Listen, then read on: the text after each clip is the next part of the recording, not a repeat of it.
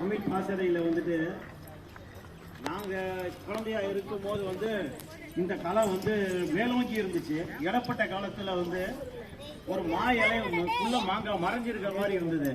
இன்னைக்கு பார்க்குறேன், எந்த ஊருக்கு போனாலும் சரி இந்த கலை ஓங்கி வளர்ந்து மேலோங்கி நிற்கிது. எல்லாத்துக்கும் காரணம் இந்த காலனியில் இந்த வளர்ச்சிக்கு ஒரு முக்கியத்துவம் அந்த இளங்கோவியம் மீனாட்சி. உங்கள் பேர் இந்த தமிழ் வீரக்கலையை பயிற்சியாகவும் இதற்கு உறுதுணையாக இருக்கக்கூடிய பேரண்ட்ஸுகளுக்கு என் மனமார்ந்த நன்றியை தெரிவித்துக்கிறேன். இன்னும் இவங்களுக்கு வந்து ஊக்குவிக்கிறதுக்கு நம்ம என்னென்ன செய்யணுமோ அதுக்கு தேவையான நம்ம என்ன செய்யணுமோ அதை கண்டிப்பாக நல்ல முறையில் செய்து தருவோம். இன்னும் பாதுகாப்பு தேவைப்படுது பிள்ளைகளுக்கு, அதையும் நாங்கள் முயற்சி பண்ணி என்னென்ன செய்யணுமோ அதையும் முயற்சி பண்ணி செஞ்சு கொடுத்துட்றோம். நீங்கள் இந்த கலையை வளர்க்குறதுக்கு இன்னும் கூடுதலாக உங்களுடைய ஒத்துழைப்பு தேவைப்படுது.